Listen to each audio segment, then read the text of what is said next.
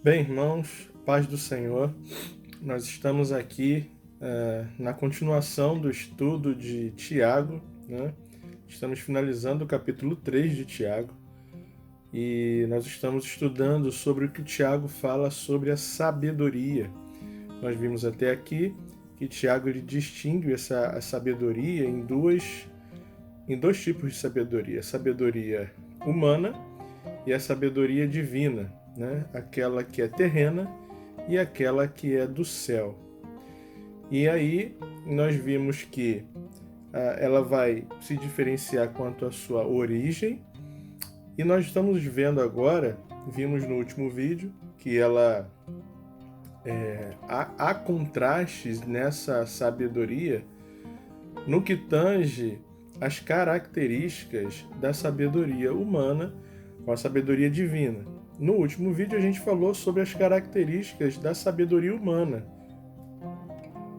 daquela sabedoria quando o homem se deixa levar pela sua consciência humana terrena, que Tiago vai chamar inclusive de animal, né?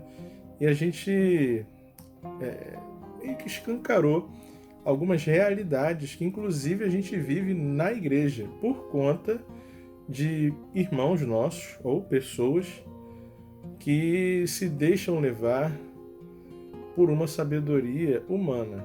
E também ficou muito claro para nós que um cristão verdadeiro, ele não evidencia essa sabedoria. O cristão verdadeiro, aquele por quem Cristo morreu, ele não vai produzir esse tipo de sabedoria. Em algum momento ele vai amadurecer e ele vai conseguir colocar em prática a sabedoria divina.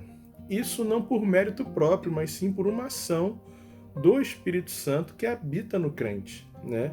Tito 2 vai dizer que é o Espírito Santo, a graça de Deus se revelou salvadora a todos os homens, nos educando a sermos santos, justos e piedosos.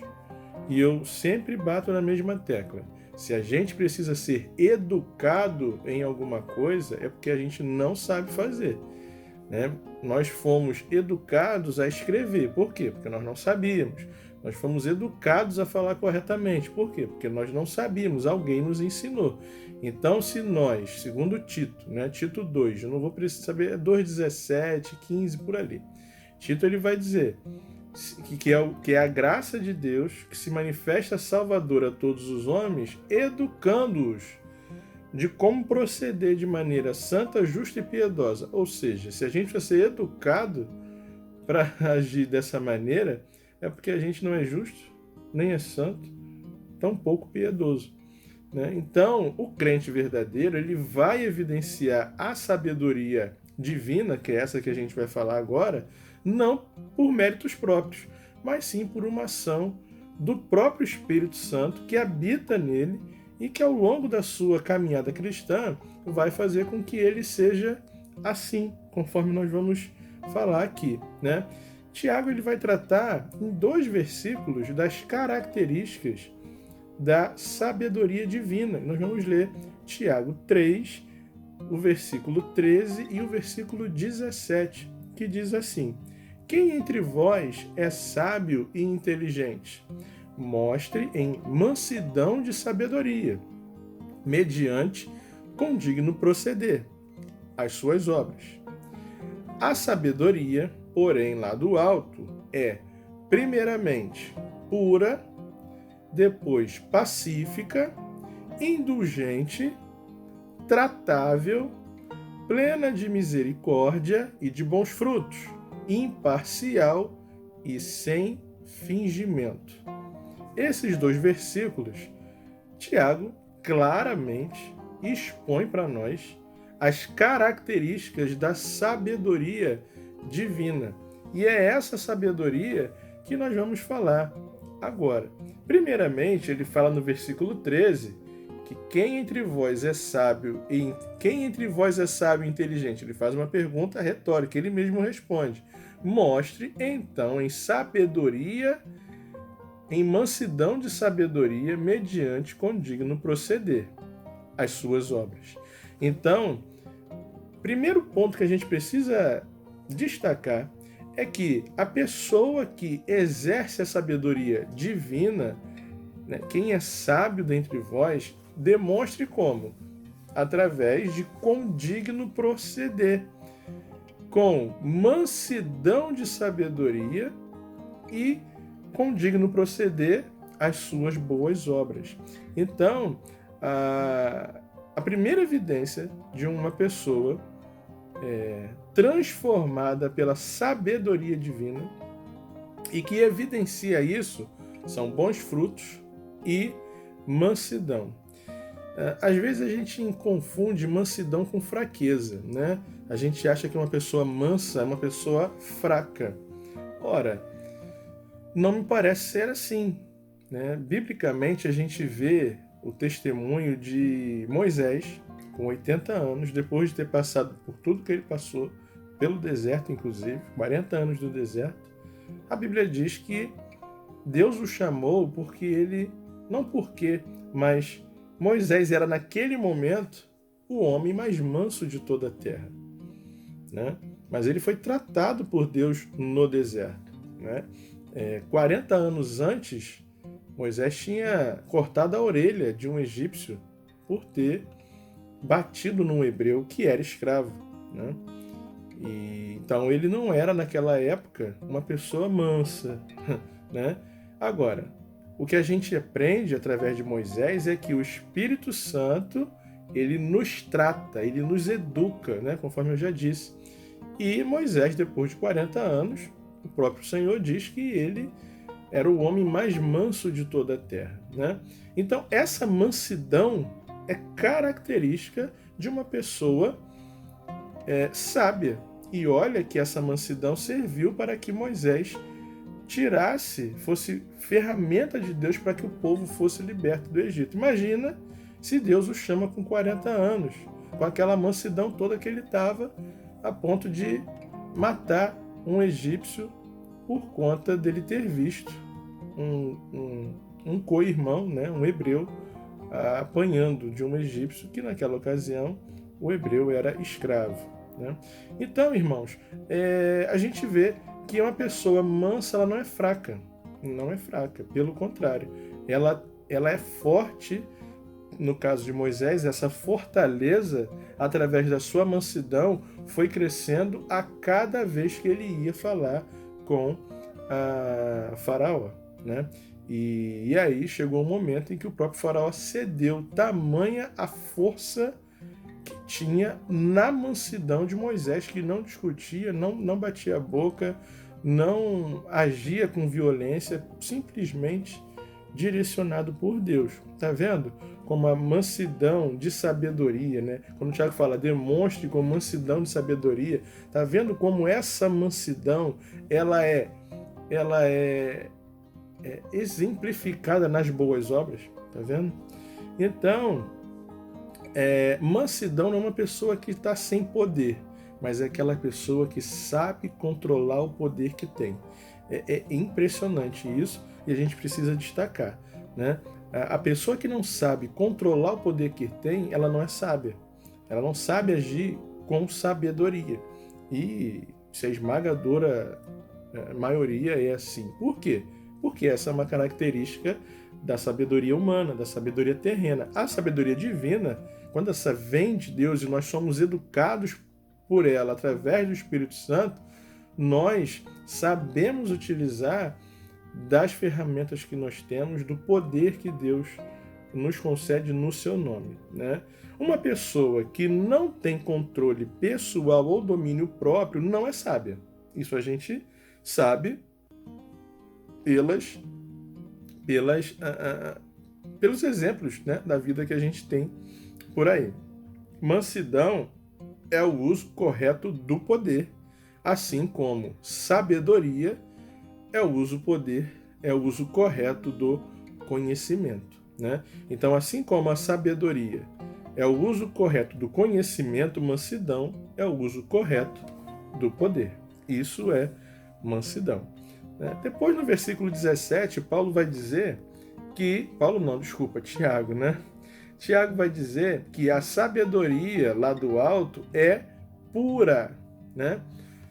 Quando ele diz que ela é pura, é porque ela é incontaminada, é incorruptível. A sabedoria divina, ela não se corrompe, ela não se dobra diante da corrupção do gênero humano, apesar de ser usada por humanos através do fruto do Espírito, né? Então, irmãos, o que a gente precisa entender é que se a sabedoria que vem do alto ela é pura e nós não somos puros, mais uma evidência de que essa sabedoria só pode ser exercida por aquele que tem o Espírito Santo dentro de si, né? E eu já disse isso no último vídeo, eu não canso de falar, né, que a gente não pode esperar que todos os crentes da nossa igreja, ou supostos crentes, sejam assim, porque o próprio Jesus disse que no meio do trigo haveria o joio. Então, se ele, que é o dono da igreja, disse isso, a gente não pode esperar coisa diferente. Então, é claro que dentro da igreja, da minha igreja local, da sua, vão haver pessoas que não vão apresentar esse tipo de característica de sabedoria. É evidência de uma pessoa que não é regenerada, que não é convertida. Quer dizer que ela não é salva? Não sei, não sou Deus. Pode ser que um dia ela venha obter essa maturidade, né? Esse desenvolvimento através da vida cristã. Mas a gente precisa saber lidar com esse tipo de gente dentro da igreja, né? Então a sabedoria de Deus ela é incontaminada, sem qualquer defeito moral nenhum e sem motivos carnais. Ela é livre da ambição humana, da cobiça, né? E da autoglorificação. Quando Tiago fala primeiramente pura, ele dá uma evidência, ele dá uma conotação de que é importante termos uma vida santa. É importante, imprescindível que tenhamos uma vida santa. Esse primeiramente pura, ele está querendo dizer isso. Acima de tudo, antes de qualquer coisa, é pura. É uma sabedoria pura, em que a santidade, uma vida santa, é que tem que prevalecer, né? Deus é santo e, portanto, a sabedoria que vem de Deus é pura, é santa, ela é livre de impureza, de mácula, de dolo, de pecado, porque ela vem de Deus, ela é santa. A sabedoria de Deus nos conduz à pureza de vida e a sabedoria do homem nos conduz à amizade com o mundo. Isso é importante, né? A diferença de uma e de outra. A de Deus nos conduz a uma vida santa, pura, e a sabedoria humana nos aproxima de uma vida mundana. Depois ele fala que ela é pacífica, né? Paz. A sabedoria divina não é contenciosa, nem é facciosa. Não podemos dizer que estamos agindo em nome de Deus se as nossas ações dentro da igreja causam divisões, facções, contendas, porque isso não é de Deus. Deus não é Deus de confusão. Então, alguém que age assim em nome de Deus não sabe nem do que está falando, né? E o que a gente tem muito hoje, as pessoas arrumando confusão, briga, discórdia, facção, divisão, dizendo que estão fazendo em nome de Deus, né? Então, biblicamente, essa pessoa não age com a sabedoria divina, né? A sabedoria do homem, sim, é que leva a competição, rivalidade, guerra, mas a sabedoria de Deus nos conduz à paz, né? Essa é a paz produzida pela santidade e não pela complacência ao erro, né? A paz que se quer na igreja não é essa paz que às vezes as pessoas falam, tudo em nome da paz, né? E aí se aceita o pecado, se tolera o pecado, se tolera a indisciplina. Isso não é santidade, isso não é paz, né? Pelo contrário, Deus não está nisso. Isso não é ser sábio, porque em primeiro lugar, a paz é aquela que é evocada, a santidade né? A pureza da sabedoria é a primeira coisa a ser evocada. Então, essa história de que, em nome da paz, em nome da tranquilidade, da comunhão dos irmãos, vamos tolerar determinadas coisas dentro do seio da comunidade cristã, isso não é sabedoria divina, isso é diabólico. E tem colegas, pastores, igrejas que são condescendentes com o erro, né? São cúmplices e passam a mão por cima do erro do irmão. Não. A sabedoria pura e que traz a paz é exatamente aquela que não coaduna com o erro, que põe o erro em disciplina, e se a pessoa permanecer nesse erro, ela precisa sim ser colocada para fora, né? Há uma teologia aí diabólica de que não se pode mais excomungar ninguém, colocar ninguém para fora da igreja, né? Mas na verdade a Bíblia diz que se alguém não ouve nem a própria repreensão da igreja, esse nunca foi dos nossos. Então assim, na verdade nunca foi. A gente só vai estar evidenciando e assim, colocando em prática algo que a gente está vendo pelos frutos da pessoa, né? Então é isso, né? A sabedoria de Deus conduz à paz, e essa paz não é produzida essa paz ela é produzida pela santidade e não pela condescendência com o erro, né? Não se trata da paz que encobre o pecado, mas da paz que é fruto da confissão do pecado. Não a paz no acobertamento do pecado. A paz diante da confissão. Confissão. E confessar não é falar sob pressão, tá? Deixa eu deixar bem claro também. Confessar pecado não é falar sob pressão. Quando todo mundo já sabe, quando a coisa já explodiu, agora eu vou pedir ajuda. Isso não é confessar. Confessar é você voluntariamente, humildemente, reconhecendo o seu pecado, procurar ajuda e confessar. Isso é confissão. Outra coisa diferente disso é pressão, é não ter saída, é a atitude mais inteligente diante de determinado erro, né? E aí, às vezes, a gente confunde as coisas, acha que a pessoa confessou, libera o perdão, e na verdade a pessoa depois vai fazer de novo, porque na verdade ela não confessou, ela só não se viu com outra saída para fazer o que tinha que fazer, né? Amável, né? No versículo 17, o Tiago vai falar que ela é indulgente, que pode ser tranquilamente traduzida por amável, ou seja, cheia de consideração, moderada, gentil, amável. Pessoa que tem essas qualidades, elas são tratáveis, de fino trato, as pessoas que são, a gente chama, né, carismáticas, pessoas que qualquer pessoa gosta de estar junto, né? E isso é uma evidência da ação do Espírito Santo na vida de uma pessoa, né? Elas não são ambiciosas, né? Essa característica da sabedoria que vem lá do alto, ela trata a atitude de não criar conflitos nem comprometer a verdade para manter a paz, né? Então é aquela pessoa que tenta sempre pela verdade, para manter a paz, sempre baseado na verdade, né? E de novo a gente está batendo nessa tecla da paz, né? Em nome da paz tem se tolerado pecado, tem se tolerado coisas erradas, quando na verdade a paz, a sabedoria que é pacífica, ela vai denunciar o erro e vai disciplinar o erro, né? É ser amável, porém sem ser fraco, né? É ser forte diante de determinadas situações que requerem que nós sejamos fortes, né? Tratável, que é algo também muito semelhante no grego, né?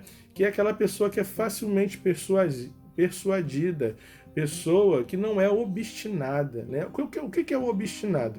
É aquele que mantém a sua opinião até o final, doa quem doer, ainda que ele ache ainda que ele perceba que ele está errado, ele vai com a sua opinião até o final, só para não dar o braço a torcer. Essa pessoa é obstinada, né? Então, assim, isso não é evidência de uma sabedoria divina, né? Isso é uma sabedoria humana, terrena, egoísta, ególatra, né? Aquela pessoa que gosta de colocar a sua vontade acima dos demais. E isso é muito complicado, né? Principalmente na nossa forma de administrar a igreja, né, nas assembleias, quando a gente vê pessoas defendendo a sua opinião a despeito de qualquer outra coisa, mesmo quando ela vê que a sua opinião ela já foi vencida por diversos argumentos, é evidência de uma pessoa que não possui a sabedoria divina, né? Essa sabedoria é aberta à razão, em detrimento da sua opinião, em detrimento daquilo que ela acha, né? Mas a razão prevalece sempre. Essa pessoa, ela possui a evidência de um cristão regenerado, que coloca em prática a sabedoria divina. Essa é uma pessoa comunicável, de fácil acesso. Jesus era assim, né? Ele era acesso às crianças, ele tinha acesso às crianças, os rejeitados, os leprosos, os doentes, aqueles discriminados, colocados à margem, né? Os publicanos que não podiam se assentar com os doutores da lei, porque eram pecadores, né? Eles são pecadores, nós não. Então, e Jesus, ele era essa pessoa assim. Então, assim como Jesus era, é que nós devemos ser, né? Os doutores tinham livre acesso a ele também. Então, Jesus, ele era alguém que, em todo, não somente nisso, é alguém para ser exemplar, espelhado, né? E assim deve ser também nós, né? Uma outra característica que Paulo vai falar aí, é a 7ª característica da sabedoria divina, é que ela é plena de misericórdia, né? Plena de misericórdia. A palavra misericórdia significa lançar o coração na miséria do outro. Que coisa forte, né? Lançar o seu coração, cordes, né? Cardia, né? Tem essa origem, né? Cardíaco, cárdia, né? Essa palavra tem origem também do grego e ela quer dizer exatamente isso. É lançar o seu coração na miséria do outro, né? Inclinar-se para socorrer o aflito, né? Sentir ternura pelo necessitado e estender-lhe a mão, ainda que ele nada mereça, né? E o maior exemplo disso que nós temos, além de Jesus, obviamente, né? Jesus foi o maior exemplo desse tipo de misericórdia, estendeu a mão para nós quando nós não merecíamos, né? Enfim, nós temos também a parábola do bom samaritano, né? É uma parábola espetacular para exemplificar esse tipo, essa situação, né, que a gente tem colocado aqui, esse tipo de sabedoria divina, né? Um samaritano cuidar de um judeu que hostilizava era um ato explícito de misericórdia, né? Não havia conversa, não havia trato entre judeus e samaritanos. E na parábola do bom samaritano, quando Jesus responde a pergunta, quem é o meu próximo? Jesus responde, ia pelo caminho, e aí ele conta, e aí ele pergunta, quem foi o próximo daquele que estava enfermo? E o fariseu, ele nem ousou dizer o samaritano, ele disse aquele que usou de misericórdia, né? Então, e Jesus fala, vai e faz o mesmo, né? Então, assim, o próximo não é aquele que eu amo, o próximo é aquele que não gosta de mim. O que Jesus está dizendo é exatamente isso. Plena de misericórdia, a sabedoria plena de misericórdia é aquela da qual eu lanço mão de bondade, de amor, ternura, lanço o meu coração, né, me inclino diante daquele que não merece, porque me hostilizou, porque não gosta de mim, porque levantou infâmia, né? Então, essa é a sabedoria divina, né? É claro, irmãos, eu vou retomar uma coisa que eu falei no início. Essa sabedoria, ela só é vivenciada e exercida, colocada em prática por aqueles que são cristãos. Não podemos esperar isso de alguém que não é cristão, porque isso não é humano, isso é divino, sabedoria divina. Então, só coloca isso em prática aquelas pessoas que são educadas pelo Espírito Santo de Deus, que segundo Tito, é ele que nos educa como sermos justos, santos e piedosos, né? Então, esperar isso de ímpio, de alguém que não é crente, É, é uma loucura, não vai dar certo, tá? Então, é claro, você deve estar pensando assim, poxa, mas quem vai fazer isso? O crente faz. O crente faz. Quem não é crente não faz. Então, por isso que é difícil encontrar. Porque, querido, estreita é a porta, apertado é o caminho que conduz à salvação. E são poucos que acertam por ela. Então, querido, é isso. É isso. É triste, né? A gente vê o movimento evangélico crescendo exponencialmente no Brasil, quando, na verdade, quando a gente vai para o confronto da Bíblia, passa por um raio-x, o filtro afina, né? A coisa fica arrochada, não é verdade? Bons frutos, né? Versículo 17 também, Tiago vai falar sobre bons frutos. As pessoas que são fiéis são frutíferas. A gente vai falar um pouquinho disso no próximo vídeo, quando vamos falar do resultado da sabedoria, né? Divina. Quem não produz frutos, produz galhos. Galho seco, galho que não nutre, galho que não faz nada. Quem que se alimenta de galho? Galho não serve para nada. Então, a sabedoria de Deus ela é prática, não fica na teoria, não fica no ensinamento, é prática, tá? Ela muda a vida e produz bons frutos para a glória de Deus, sempre visando a glória de Deus.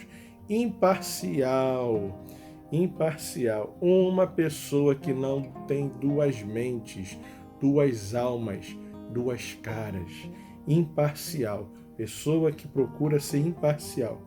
Quando você tem a sabedoria de Deus, você julga conforme a verdade e não conforme a pressão e a conveniência, né? E às vezes a gente vê muito disso nas nossas igrejas, quando colegas nossos, e aqui eu vou de novo bater um pouquinho nos pastores, que geralmente são parciais nas suas condutas eclesiásticas, tratando A e B de maneiras diferentes, né? Nós somos diante de Deus tratados com a mesma dignidade, porém com funções diferentes, né? Somos imparciais, temos que ser imparciais. Então, quando você tem a sabedoria de Deus, você julga conforme a verdade. É difícil? É duro? É. Mas você fica em paz quando você age com a verdade, quando você executa a justiça pela verdade, não por conhecimento, não por conveniência ou por pressão da igreja, né? Ou de qualquer coisa, da família, da denominação, que seja, né? Você age pela verdade, né? Então, irmãos, por último, Paulo vai falar, e de novo Paulo não, Tiago vai falar que essa sabedoria divina ela é sem fingimento, que essa palavra ela remete à palavra hipocrisia, né? O hipócrita era um ator de teatro que representava um papel diferente da sua vida real. Então, essa palavra hipocrisia, né? Hipócrita, tem a ver com fingimento, tem a ver com máscara, tem a ver com teatro, né? E a sabedoria divina ela é sem teatro, sem fingimento, sem hipocrisia. Na sabedoria divina não existe jogo de interesse, nem política de bastidor. Irmãos, o que tem de política de bastidor detrás das nossas igrejas é uma coisa impressionante. Política de bastidor. Pessoas que fazem o que fazem por questões políticas, né? É impressionante. Nomeiam cargos, votam em pessoas por conta de conveniência própria. Isso não é sabedoria divina, isso é diabólico, animal. Lembra das características da sabedoria animal? Que ela é orgulhosa, visando o seu próprio interesse. Tá aqui. E tá assim, ó. Inclusive de gente da liderança das igrejas, né? Ela supostamente trabalha para o bem dos outros, a sabedoria divina, tá? Obviamente. Mas na realidade, a sabedoria humana, ela vai visar apenas os seus próprios interesses, né? De uma certa maneira, a sabedoria humana ela se transveste de uma sabedoria divina. Supostamente ela age para o bem dos outros, mas na realidade ela visa apenas os seus próprios interesses. Provérbios 16 vai dizer isso, né? Que Deus conhece as intenções do coração. Tá certo, irmãos? Deus te abençoe, que você possa ter sido abençoado com este estudo e até o próximo, querido.